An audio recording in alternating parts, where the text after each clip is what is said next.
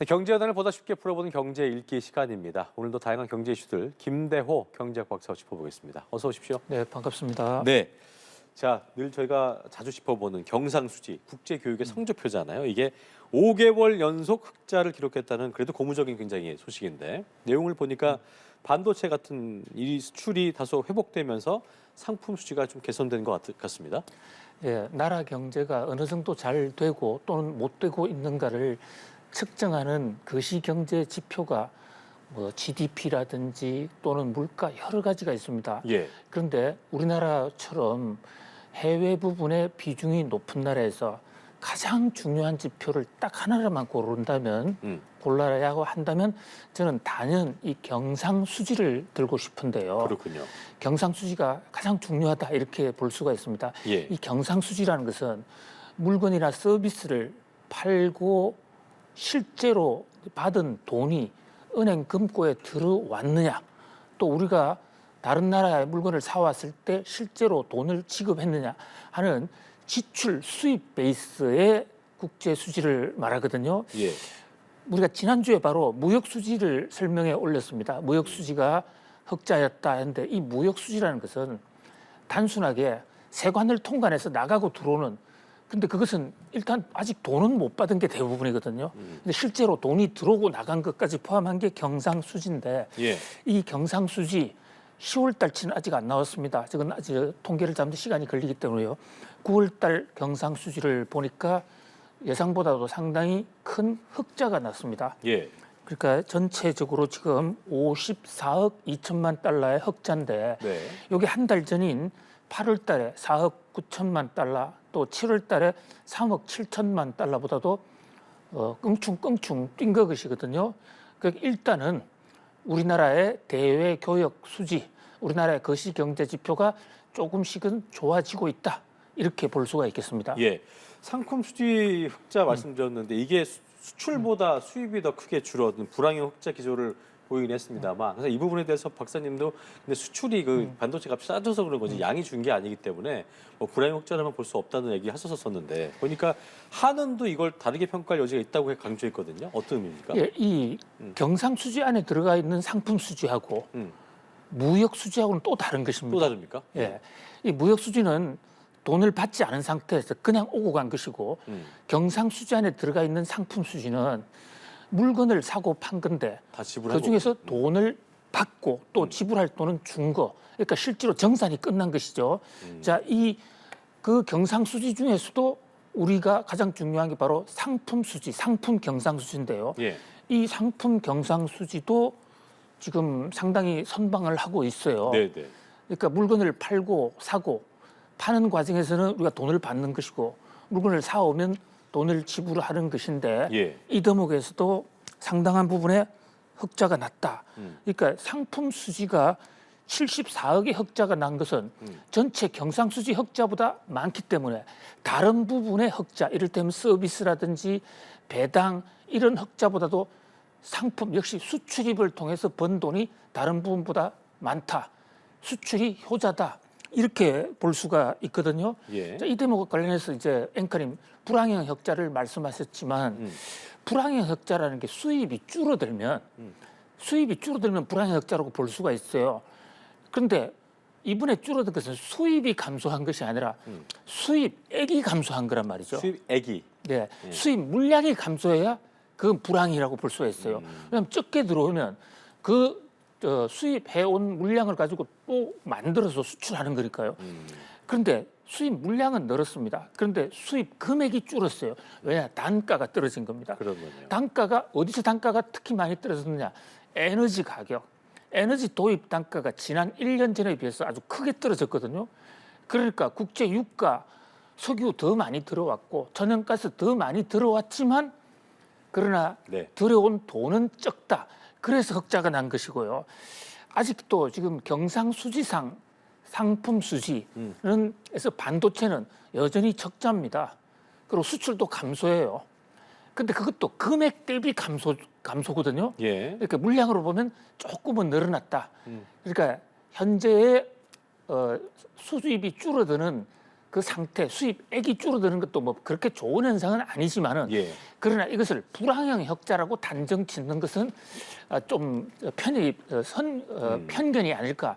한국은행이 얘기하는 이것은 호황으로 가는 하나의 교두보가 된다라는 예. 의견에 전적으로 동의합니다. 알겠습니다.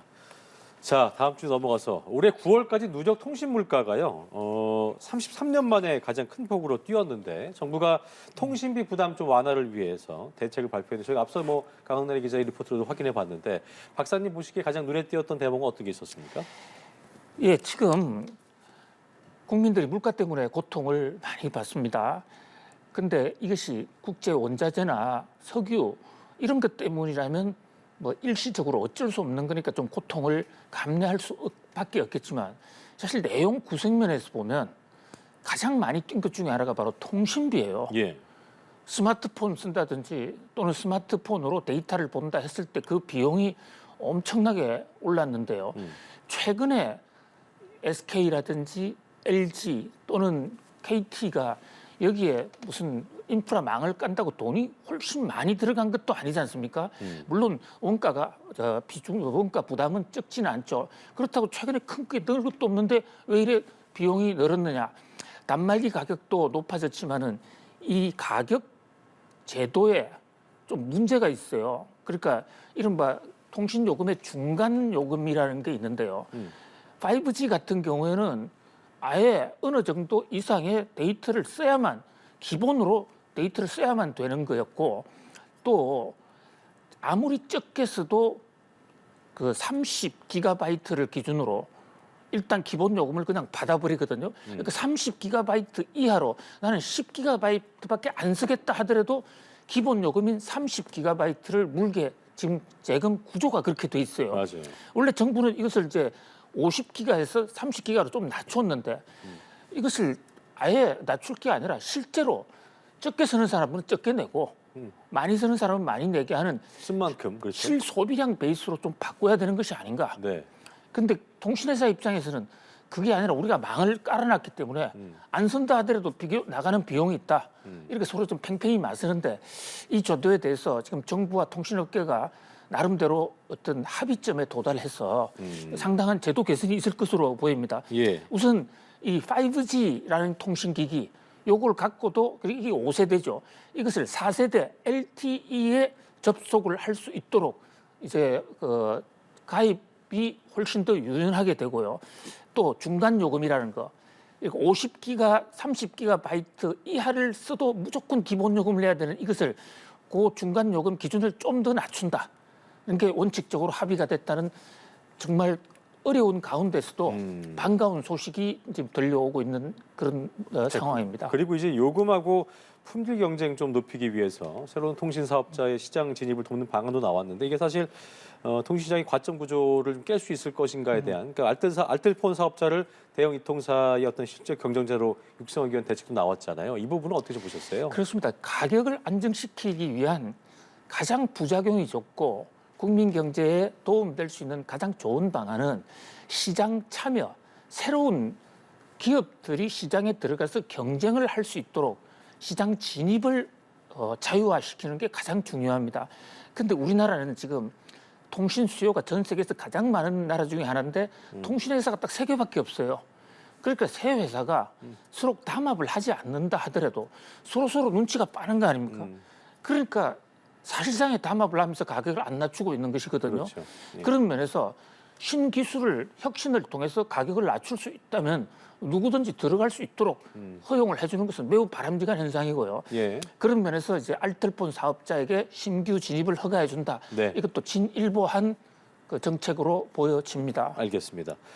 자, 마지막 주제인데요. 최악의 재정 위기에 놓인 한전 인재개발원 부지랑 자회사의 일부를 좀 매각하고 직원을 감원하는 내용의 자구책을 마련하고 있다고 하는데 일단 현재 한전의 부채가 얼마나 심각한지 좀 상황을 짚어주시고 이번 그 자구책들이 네. 얼마나 실효성이 있을까도 함께 짚어보도록 하겠습니다. 예, 현재 한국전력의 부채가 201조 원입니다. 자기 자본은 35조 원이에요. 예.